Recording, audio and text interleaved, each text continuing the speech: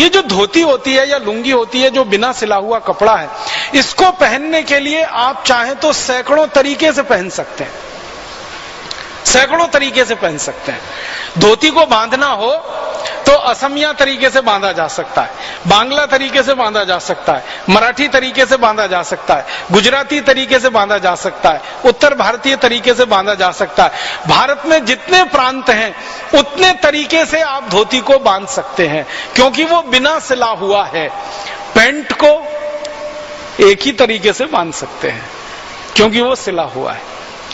और अगर इस धोती के बारे में कोई बड़ी बात मुझे कहनी हो तो धोती भारतीय संस्कृति की सबसे जीवंत निशानी है, जिसको देखकर ही आप पहचान सकते हैं कि ये व्यक्ति किस क्षेत्र का है। मैं जो है ना, या आप, साधारण रूप से आपके सामने कोई मां को खड़ा किया जाए जो असमिया पद्धति से धोती बांधे हुए हो, कोई मां को खड़ा किया जाए जो मराठी पद्धति से बांधे हुए हो धोती, किसी मां को खड़ा किया जाए जो गुजराती पद्धति से धोती बांधे हुए हो, किसी मां को खड़ा किया जाए जो पंजाब या हरियाणा की पद्धति से धोती बांधे हुए हो, और उनके नाम के आगे कुछ न लगाया जाए कि ये कहां की मां है, हरियाणा की है, आसाम की है, बंगाल की है, कहां की है, खाली धोती बांधे हुए वो खड़ी है। आप 1 मिनट में बता देंगे ये मां आसाम की है, ये मां बंगाल की है, ये मां पंजाब की है, ये हरियाणा की है, ये गुजरात की है, या ये जम्मू कश्मीर की है। माने धोती बांधने के तरीके मात्र से पूरा परिचय हो जाता है बिना बोले हुए।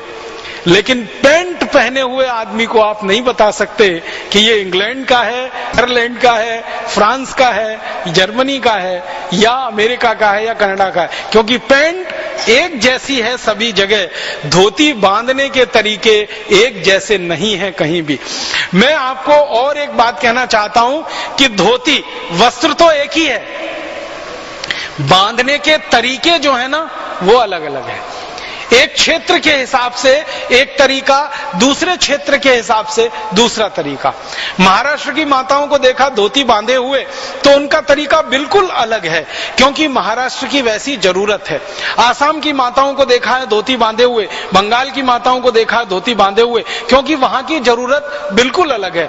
हर क्षेत्र के, हर परिवेश के, जलवायु और जरूरत के हिसाब से बांधने का तरीका विकसित हुआ है। वस्त्र तो एक ही है, धोती जो 5 मीटर का या 5 गज का वस्त्र तो एक ही है, सारे देश में एक ही तरीके से बनता है, लेकिन बांधने के तरीके में जो अंतर है उसी को मैं भारतीय संस्कृति मानता हूं, और जो धोती एक वस्त्र है उसको मैं भारतीय सभ्यता मानता हूं। ये जो धोती है वो भारतीय सभ्यता है, और धोती बांधने का जो तरीका है वो भारतीय संस्कृति है। संस्कृति क्षेत्र के हिसाब से, जलवायु के हिसाब से बदलती रहती है, सभ्यता पूरे देश में लगभग एक जैसी होती है। तो हमारी सभ्यता की निशानी धोती, हमारी सभ्यता की निशानी लुंगी, जिसको बांधने के अलग अलग तरीके हैं जरूरत के हिसाब से, और बांधे नहीं तो उसके उपयोग के और 20 तरीके हैं। मान लीजिए लुंगी पहन के आप जा रहे हैं और आपके पास कोई दूसरा पात्र नहीं है और आपको ढेर सारी सब्जी लेके आनी है, लुंगी का एक हिस्सा आप उसमें सब्जियां भर के लेके आ सकते हैं। अगर आप कहीं से धान्य लाना चाहते हैं, धोती का एक हिस्सा आपने खोला, उसमें धान्य बांध के भी आप ला सकते हैं। कुछ भी लाने ले जाने में आसानी है धोती और लुंगी में। पैंट में क्या ला सकते हैं? उतना ही ला सकते हैं जितनी जेब में आएगा, इससे ज्यादा कुछ नहीं ला सकते। और अगर जेब में भर भी लिया तो चलने में इतनी तकलीफ होगी कि आप शायद चल नहीं पाएंगे उससे। तो ये पैंट, कोट और शर्ट में हम फंस गए। लुंगी धोती वाली सभ्यता और संस्कृति को छोड़कर ये हमारे सांस्कृतिक अधःपतन की निशानी है। मेरा ये मानना है कि भारतवासी जो भी थोड़े अंग्रेजी के प्रभाव में है, अंग्रेजियत के प्रभाव में है, उनको जितना जल्दी हो अपनी उस भूषा को बदल लेना चाहिए, अपनी सभ्यता, अपनी संस्कृति के हिसाब से, अपनी जलवायु के हिसाब से और अपनी जरूरतों के हिसाब से।